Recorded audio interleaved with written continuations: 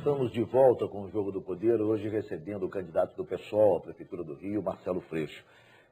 Candidato, o Rio tem recebido nos últimos meses, nos últimos anos, um volume expressivo de investimentos federais. Muito bem, ao lado disso, se estabeleceu uma relação muito afinada entre o governador Sérgio Cabral, o prefeito Eduardo Paes e a presidente Dilma. Isso vem desde o presidente Lula, ou seja, há um afinamento entre os entes federativos que pode, de alguma maneira, ter contribuído para esses investimentos. O seu partido, PSOL, é oposição ao governo do Estado e é oposição ao governo federal. Isso significaria a sua eleição, caso aconteça, significaria a volta dos conflitos entre o Rio, entre a Prefeitura do Rio, o Estado e o governo central? Pelo contrário, Ricardo, nossa eleição significa a manutenção de uma boa relação, porque essa boa relação entre o PMDB e o PT tem prazo de validade. Quando acabar essa eleição, eles começam a se organizar para a eleição de 2014. Na eleição de 2014, o PT tem um candidato, o PMDB vai ter outro. Então, essa boa relação entre o governo estadual, municipal e federal vai acabar no final desse ano. Tem prazo de validade muito claro. O candidato do PT já está definido e não será apoiado pelo PMDB.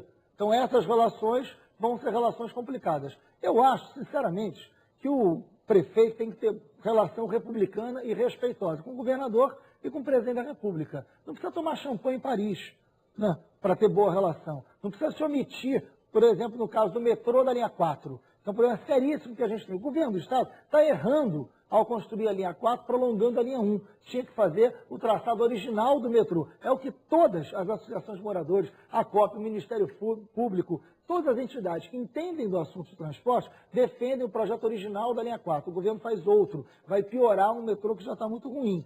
O que o prefeito fez sobre esse assunto? Nada. Se calou. O metrô ele é todo na cidade do Rio de Janeiro, não interessa a administração estadual. Quem usa o metrô é o morador da cidade do Rio de Janeiro. O metrô é fundamental para o tráfego e para o trânsito do Rio de Janeiro. O que ele deveria fazer? Se colocar ao lado da população, mas como tem boa relação com o governador, se calou e deixou a população ser prejudicada. Não é para isso que a relação tem que ser boa. Depois, e mais do que isso, né? Depois de tudo que o prefeito falou do presidente Lula, em 2006, quando ele investigava o mensalão, ofendendo inclusive a família do presidente Lula, se hoje eles têm boa relação, imagina a gente que fiquei 20 anos dentro do PT, saí quando não concordei mais, mas sempre tive uma relação de respeito, uma relação republicana. É essa relação que vai manter com o governo federal e com o governo estadual. Diálogo, mas independência. Candidato, em relação à educação, o Rio de Janeiro, a capital, registrou um avanço no IDEB divulgado há alguns meses. Subiu de 5,1 em 2009 para 5,4 nos anos iniciais e nos anos finais de 3,6 para 4,4.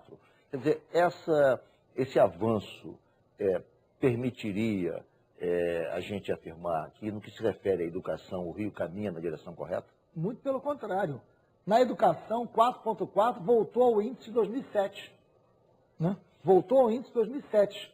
Ou seja, a gente tinha caído e voltamos ao índice de 2007. E mais do que isso, a educação não pode ser avaliada só pelo IDEB. Até porque tem um conjunto enorme de alunos que no ano anterior à avaliação, eles são retirados e entram em projetos específicos, como o projeto Acelera. Então, os alunos com maior grau de dificuldade não fazem a prova do IDEB. Então, esse resultado tem muito de máscara, tem muito de propaganda, né, por trás dele. É um debate que precisa ser mais fundo. Eu sou professor de História. Tenho 20 anos em sala de aula. As escolas perderam a sua alma, Ricardo. As escolas hoje, elas não têm autonomia pedagógica. Um professor, ele não pode nem construir a sua própria avaliação sobre o aluno. As escolas têm uma riqueza específica relacionada ao seu território. Uma escola da Pavuna é diferente de uma escola do Meier, que é diferente de uma escola do Leme, que é diferente de uma escola na Rocinha, que é diferente da Maré. As escolas são diferentes. Elas têm um conteúdo mínimo, mas é fundamental que elas tenham autonomia, que o professor possa construir um projeto pedagógico mais relacionado à identidade daquela escola e ao perfil do seu aluno. Isso está completamente cortado. É uma escola hoje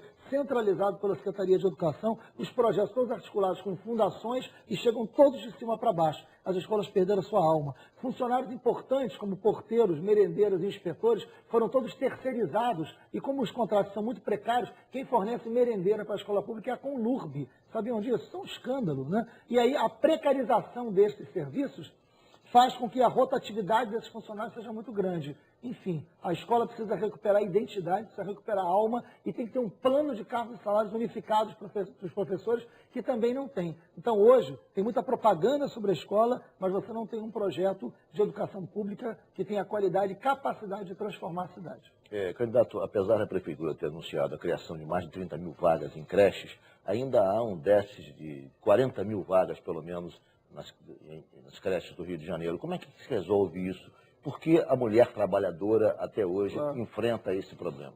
Olha, isso é um problema muito sério. Primeiro que a creche tem que ser pensada, a educação infantil como um todo, não só de 0 a 3 anos, mas é muito importante que se pense que a criança ela é portadora do direito. A criança não tem direito porque ela vai ser alguém amanhã. A criança é alguém hoje. E é isso que a lei nossa determina. A criança tem direito nesse momento. Tem muita creche que está na saída de túnel, em lugar com grande poluição sonora e grande produção de monóxido de carbono. Então, as creches, inclusive, precisam ser pensadas no seu espaço físico. E, além disso, tem um papel decisivo, que é a articulação entre a prefeitura e as creches comunitárias. Essas creches comunitárias são muito importantes. Hoje, a prefeitura paga R$ 173 só por aluno por mês.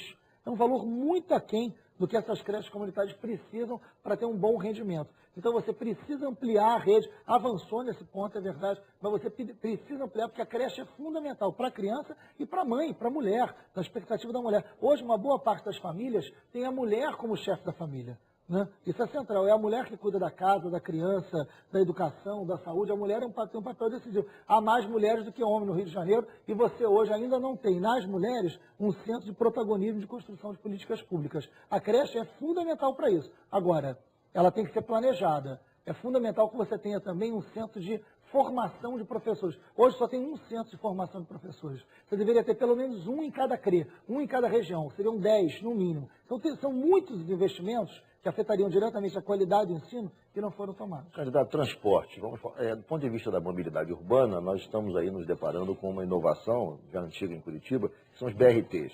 A Transolímpica, de Odora Barra, a Transoeste da Barra Santa Cruz, Transcarioca, e teremos também a Transbrasil ao longo da Avenida Brasil. A Prefeitura diz que com isso o índice de cobertura de transporte de massa no Rio sobe de 18% para 60 e tantos por cento. Qual é a sua avaliação desse conjunto de inovações que os BRTs representam? Olha, um grande engodo. Transporte de massa não é ônibus. Só no Rio de Janeiro que as pessoas insistem em dizer que ônibus é transporte de massa. Lugar nenhum do mundo as pessoas falam isso. Transporte de massa é transporte sobre trilhos, não é de ônibus. E eles mentem que nem sentem, é um negócio impressionante. Eles falaram que o BRT carregaria 60 mil pessoas hora. Para o BRT carregar 60 mil pessoas hora, que seria um transporte de massa, pela quantidade de gente que cabe no BRT, que são 140 e poucas, teria que passar um BRT a cada 20 segundos. O que não é verdade. O que não passa. Aliás, ainda bem que não passa, porque senão vai ser uma tragédia.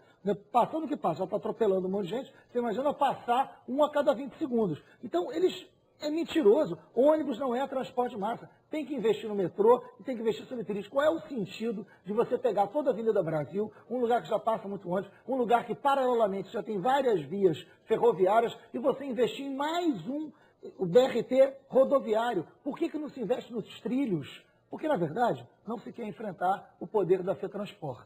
Esse é o problema. O senhor tem anunciado uma cruzada contra o poder da FETransport na definição de políticas públicas de transporte. O que seria isso na prática? Onde o senhor quer chegar? Não é uma cruzada contra a FETransport. Mas o que não pode é a FETransport assumir o lugar do poder público. O que não pode é isso. Nós temos que refazer a licitação de 2010, que, segundo o próprio Tribunal de Contas do município, disse que tem formação de cartel. O próprio Tribunal de Contas. Não foi um avanço, porque nem a licitação havia. Quer dizer, a licitação foi uma inovação. Porque mas faz uma licitação que é a própria empresa de ônibus que organiza. É uma farsa, na verdade. Olha, dos 4 consórcios que ganharam, todos têm o mesmo endereço. Todos abriram conta no mesmo banco, no mesmo dia. O edital assim cá entre nós. Não faz sentido. O que a gente quer é transparência nisso e planejamento do transporte. Não tem por que bilhete único não valer para van. Não tem por que bilhete único não valer para a integração do ônibus com o metrô. O que não pode é todo o modelo de transporte servir para beneficiar a FETransport e não aos moradores do Rio de Janeiro. Eu vou fazer mais uma vez um rápido intervalo. O Jogo do Poder está recebendo hoje o candidato do PSOL à Prefeitura do Rio, Marcelo Freixo.